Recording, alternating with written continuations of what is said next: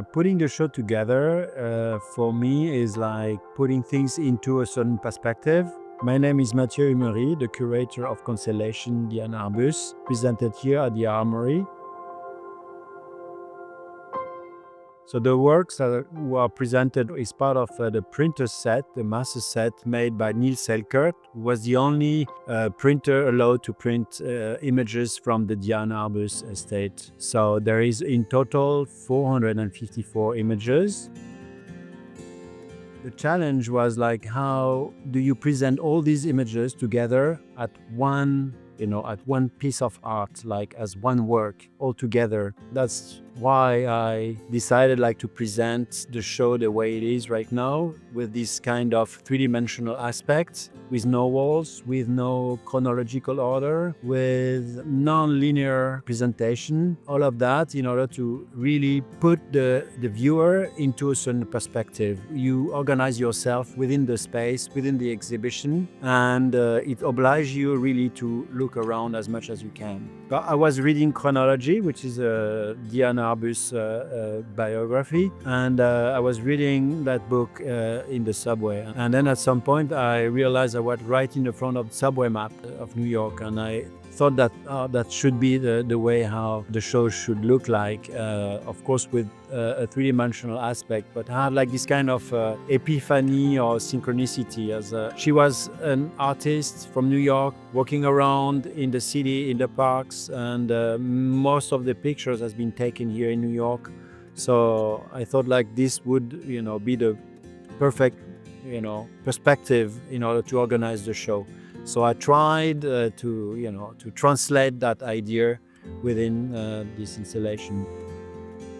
Well, the Armory really does seem uniquely suited to this show. It's quite splendid.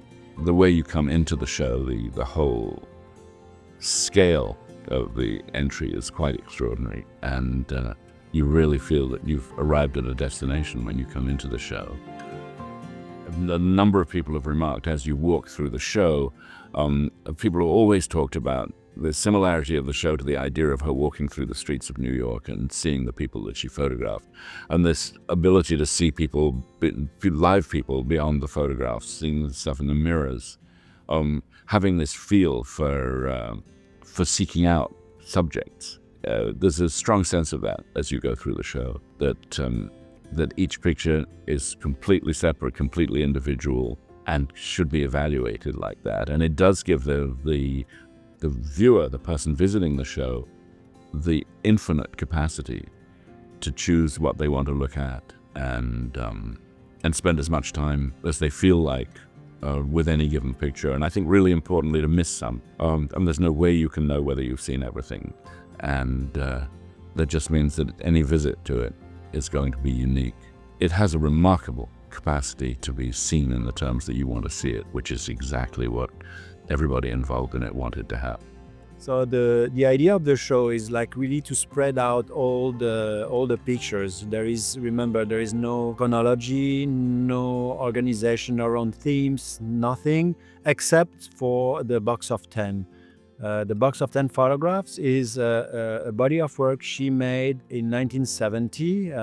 This body of work is very important because that's a selection she made at the time and created this box of 10 photographs. It was commercially not a great success. I think she only sold at the time 4 boxes only, and but that's very important because this is the only body of work of selection she made during her lifetime before she died, and with this crucial and very important images that became really iconic. So I decided like to keep a presentation. This space was like kind of hidden in this logic. It's not really in the center, it's not really in the side. You do not even realize that all these images are together, but they are. It's like a galaxy in the sky, It's at some point you realize that all these images with the box of 10 itself, the plexi box, is also part of the installation. And then you realize that these images are like floating like this, in the air all together.